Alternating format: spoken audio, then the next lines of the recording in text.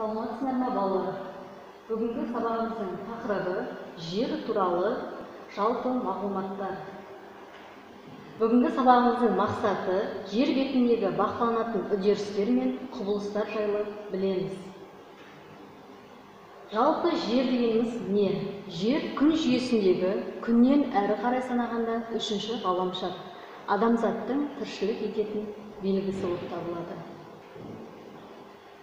Жердің ішкі құрылымына тоқталып өтейік. Жердің физикалық қасиеттері мен температурасы тереңдігіне сай өзгеріп отырады. Жердің ішкі өзегін ядро деп атаймыз. Ол сыртқы және ішкі ядроға бөлінеді. Жердің келесі қабаты ол мантия деп аталынады. Мантия жер көлемінің 83%-ын, жалпы салмағының 67%-ын құрайды. Жоғарғы мантияның 250-300 км тереңдігінде қаттылығы мен беріктігі төмендеу тұтқыр қабат орналасқан. Оны астеносфера деп атаймыз. Жердің ең беткі жұқа қабығы ол жер қыртысы. Жер қыртысы деп литосфераның жоғарғы қабаты, жер бетіндегі барлық сулар, гидросфера, жерден 20 шақырым биіктікке дейінгі атмосфераның төменгі қабатын және бүкіл тірі ағзалардың өмір сүру аймағын айтамыз. Географиялық үдерістер жердің қабықтарында гидросфера, литосфера, атмосфера, биосфера үздіксіз кезегімен өтіп жатқан ұзақ мерзімді үдеріс болып табылады. Жалпы географиялық үдерістердің типі бұл екіге бөлінеді: эндогендік, ішкі және экзогендік, сыртқы. Эндогендік бұл литосфералық тақталардың қозғалысын әкеп тудырады. Экзогендік ол сыртқы күштердің әсерінен өзгеріске ұшырайды, яғни мүжілу, су эрозиясы, жел және тағы басқалар жатқызамыз.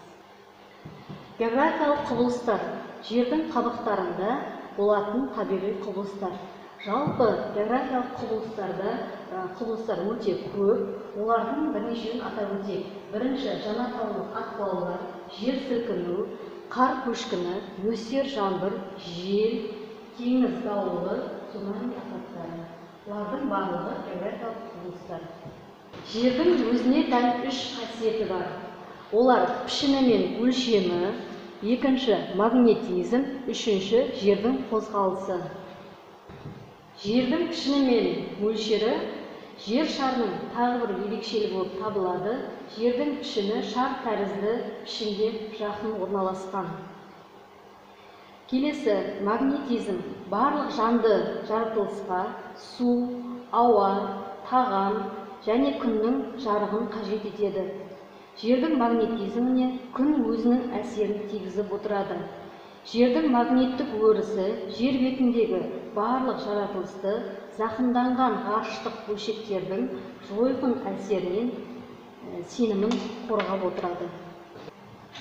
Оқушылар, бүгінгі тақырыбымызға сәйкес тапсырмаға назар аударамыз.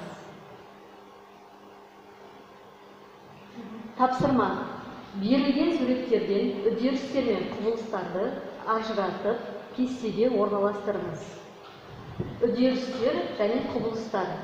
Дескриптор бойынша үдерістер мен құбылыстарды анықтап, кестеге жазамыз. Оқушылар, берілген тапсырма бойынша дұрыс жауапқа назар аударайық. Оқушылар, бүгінгі тақырыпқа сәйкес тапсырмаға назар аударамыз. Тапсырма: берілген суреттерден үдерістер мен құбылыстарды ажыратып, кестеге орналастырыңыз. Үдерістер және құбылыстарды суреттерге сәйкес орналастырып жазамыз.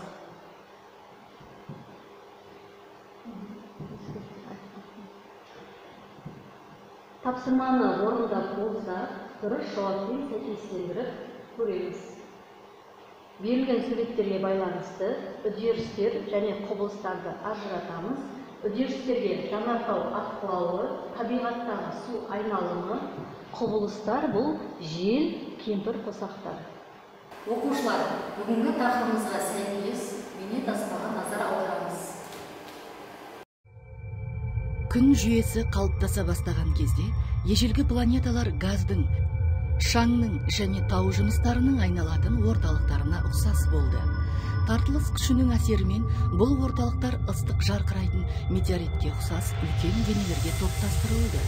Жер ақырын суый бастаған кезде вулкандар өте белсенді болды. Үлкен жанартау атқылауынан шыққан лава жер қабатының негізі болды, және одан буланған газдар атмосфераны қалыптастырды. Оның үстіне осы жолмен қалыптасқан ежелгі планеталар күн жүйесі құрылымының қалдықтарын, тау жыныстарының, астероидтардың және кометалардың қалдықтарын топтастырды. Ғаламшарымыздың шамамен 5 миллиард жыл бұрынғы тарихы осындай болды.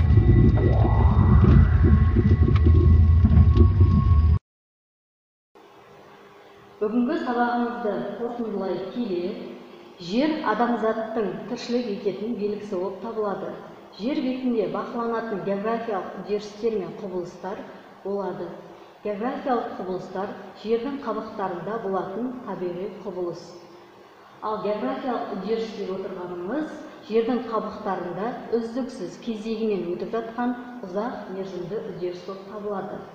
Жердің өзіне тән қасиеттері ол пішіні мен мөлшері, магнетизм және үнемі қозғалыста болуы.